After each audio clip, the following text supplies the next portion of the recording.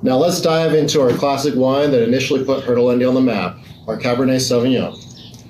I'm incredibly proud of this 2021 vintage, which is predominantly 87% Cabernet Sauvignon, and the rest Malbec, Cab Franc, and Petit Verdot. This all came from premium Napa Valley areas like Atlas Peak and my Rockwell Ridge estate vineyard, 35 feet below the Howell Mountain AVA line in the Crystal Springs area.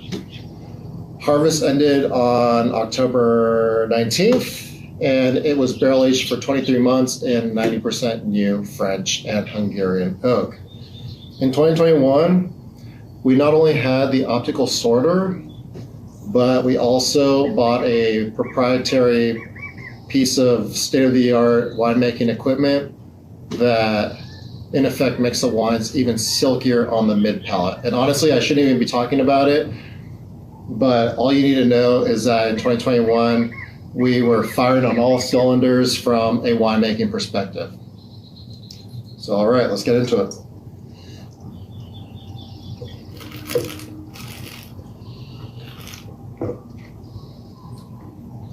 Wow. Dark cherry liqueur, black currant, blackberry pie, sweet tobacco, clove, typical baking spices. It's hitting on all those primary Cabernet, Napa Valley Cabernet notes that you would want in a red. It's just so action-packed, and it's also got a lot of those secondary nuances as well, like sage and cedar. It's incredibly intense, but super elegant at the same time. I'm actually, my mind is a little bit blown to see how intense this wine is still after 3 years, and yet it's so refined. It's really intriguing. A lot going on there. It definitely has that distinguished Hertelendy style, and it's definitely an attention-grabbing wine for all the right reasons. In fact, last year I hosted the one and only Master of Wine, Lisa Perotti-Brown, for a retrospective tasting with her publication, The Wine Independent. And this Cabernet certainly caught her attention because in her 97-point review, she said that it stormed out of the glass with powerful scents. Boom. I thought she described the wine perfectly, and I totally agree with her about the impressive freshness and purity of fruit. It's all there. It's bold, it's rich, it's very pure, and yet very refined at the same time. So if you enjoy this wine young, I suggest that you decant it for at least an hour or two. Do yourself justice and make it as enjoyable as possible, because this wine is young. It's volcanic terroir, and it needs to breathe to coax it into its fullest expression. And as the weather gets nicer and you start cooking more outdoors,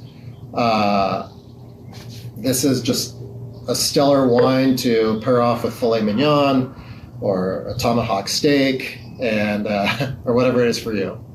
With 449 cases produced, these wines will not last long, so when you secure your allocation, be sure to procure some Cabernet for now and some for later, because this Cabernet will age beautifully without a doubt. I revisited the 2013 debut Cabernet Sauvignon last week, and it was still tasting young after 11 years.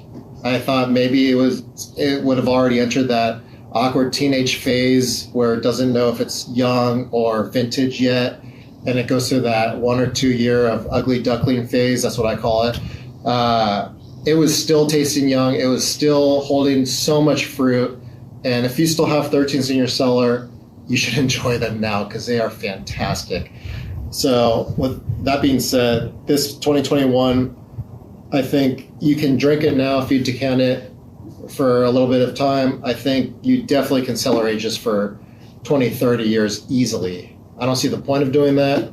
That's not how I would enjoy it, but you can if you want. So cheers and enjoy.